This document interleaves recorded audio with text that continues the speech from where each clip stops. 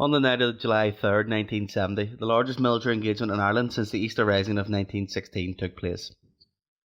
For nearly 8 hours, from around 8 p.m. until perhaps 4 a.m, a fierce gun battle raged in the small tired streets of the lower Falls in Belfast.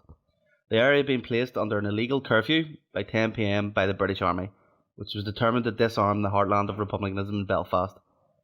3,000 troops, surrounded by armoured cars and helicopters, surrounded this small area and began to force their way into it. They met heavy resistance from the local population, led by D Company of the Belfast Command, official Irish Republican Army. The trigger for the incident that led to the Falls Curfew was a phone call on Friday, July the 3rd, 1970, from an upset woman to the RUC reporting that there were arms and explosives in 24 Balkan Street. It was quite clear to the British at the time who their opponents during the curfew were. In the words of Captain Charters, an intelligence officer of C Company, 1st Battalion Royal Scots, stationed at Howard Street. The chappies with the black berets and James Connolly badges did all the fighting last Friday night. That is, the IRA, the officials, the stickies. Welcome to the 50th anniversary of the curfew that took place in the Lower Falls between the 3rd and the 5th of July in 1970. The curfew was the biggest engagement between armed Irish Republicans and the British Army since 1916. The British deployed over 3,000 troops from various regiments, the Life Guards, the Royal Scots, the Black Watch, the Gloucesters and the Duke of Edinburgh's Royal Regiment. They were armed with light tanks, armoured cars, heavy machine guns, self-loading rifles and CS gas against the Féile coming on in the IRA unit on the Falls Road, and the ending to that battle was a foregone conclusion. The British were ruthless aggressors. They murdered 4 people, wounded 35 and arrested 335 people, and justice has never really been done for the working class who died that weekend, and the outrage for that atrocity is still as strong now as it was 50 years ago. It has become one of the most iconic incidents of the Troubles. Everyone wants to say, I was there, including the Provost. The IRA under Billy McMillan and Jimmy Sullivan can hold their heads high with pride. They were there. Brenton Hughes, who was a high-ranking provisional, said in a statement to Ed Maloney in Voices from the Grave, we were there, we threw 2 blast bombs, had a 5 or 6 minute gun battle, and then hunkered down to sit it out. Billy McKee, who was a leading provisional in Belfast, in an interview with a leading Republican, stated that he hoped the British Army would have wiped out the IRA, which meant the officials in his terminology, in the Falls, and would thereby leave the provisionals as the only opposition to the British. That attitude deepened the enmity between the IRA and the provisionals that has lasted for generations. The IRA under Billy McMillan fought the battle alone. The curfew was finally broken by the courage of thousands of women from many areas of Belfast who marched to the barbed wire barricades and overturned them, sometimes fighting British troops to get in, as at Sultan Street and the top of Leeson Street, and they displayed tremendous courage and are legendary in this part of the Lower Falls.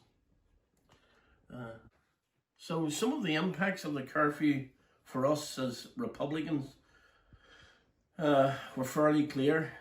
For example, the relatives of Paddy Alleyman, who was one of those murdered, was visited by the RUC 2 days after the curfew. They asked the family to come to the station to make a statement, which they did. After writing a 2-page statement identifying the regiment responsible for his murder, they were told they would be contacted shortly. They never heard from the RUC again. The fact that the RUC made no real attempt to investigate the murders led directly to the massacres in Ballymurphy in August 1971, when 11 civilians were murdered. Springhill in 1972, when 5 civilians were murdered, and Bloody Sunday in Derry in 1972, when 14 civilians were murdered. The pattern of state murder was actually set by the curfew. The British Army and the state forces effectively became immune from prosecution for the murder of Irish civilians, In 1969, the RUC machine gunned the Falls Road with Shoreland armoured cars, killing 9-year-old Paddy Rooney and Hugh McCabe. No police were ever charged with those killings, and not one soldier has ever spent an hour in prison for any of the murders that were committed in any of these massacres. So immunity was one of the impacts of the curfew. The other impact was whatever role the arrival of British troops had on the streets of Belfast and Derry in 1969, the sheer brutality of the British Army during the curfew sowed the seeds of decades of violence for us. Working class Catholics became alienated from the state and its armed representatives. People who had never been Republicans joined the paramilitaries, especially the Provos. Many of those sought revenge for 1969 and now the massacre in the Falls. The curfew had effectively become the first recruiting agent for paramilitary groups, and it was at the behest of the state and the Unionists that happened.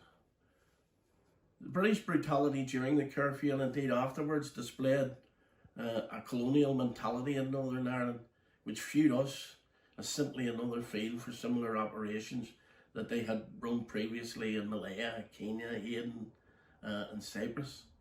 And this clearly identified Catholics as a suspect population, which required special laws and army camps positioned in the very heart of local communities to maintain control.